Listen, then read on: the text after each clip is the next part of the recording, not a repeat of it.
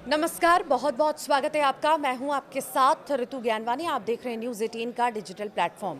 पाकिस्तान और तालिबान के बीच seize fire का ऐलान हो गया है, लेकिन इसके पीछे पाकिस्तान का सरेंडर है। सिर्फ 8 घंटों में तालिबान लड़ाकों ने ऐसा जवाब दिया कि पाकिस्तानी सेना घुटने टेकने पर मजबूर हो गई। इसे कहते हैं नहले पर दहला।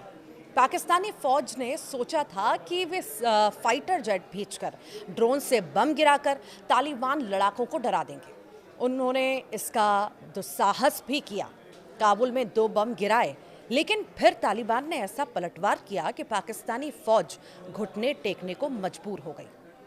अफगानिस्तान से मिली जानकारी के मुताबिक सिर्फ 8 घंटे में ही पाकिस्तानी सेना सीज फायर के लिए गिड़गिड़ाने लगी और उसे तालिबान की शर्तों पर ही जंग रोकनी पड़ी।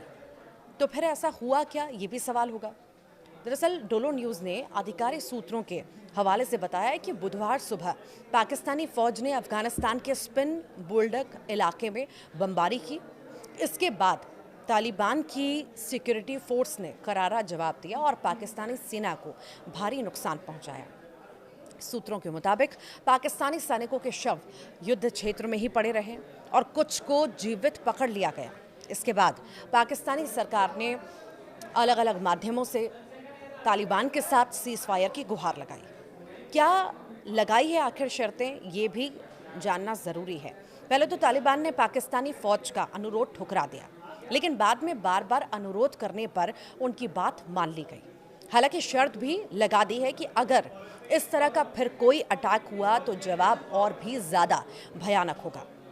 अब पाकिस्तान ने आधिकारिक तौर पर 48 घंटे का सीज फायर मांगा है, जिसे तालिबान सरकार ने स्वीकार भी कर लिया है। तालिबान की ओर से कहा गया है कि सीज फायर के दौरान स्थिति की निगरानी की जाएगी, लेकिन ये स्पष्ट किया गया है कि अगर सीमा उल्लंघन जारी रहे तो तालिबान तुरंत जवाब भी देगा। तालिबान सरकार ने क्या बताया है, ये भी जान लीजिए। अफगानिस्तान सरकार ने कहा है कि हमले में पाकिस्तानी फौज को भारी नुकसान पहुंचा, उनके कई जवान मारे गए। पाकिस्तानी फौज सैनिकों की डेड बॉडी छोड़कर भाग खड़े हुए। कई सैनिक हमारी हिरासत में भी हैं। पाकिस्तान की सरकार बार बार हमारे संपर्क में है और सैनिकों को वापस देने की गुहार भी लगा रही है।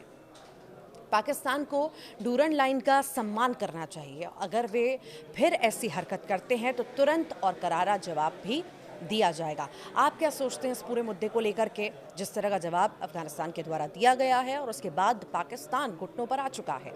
ज़रूर बताइएगा कमेंट बॉक्स में।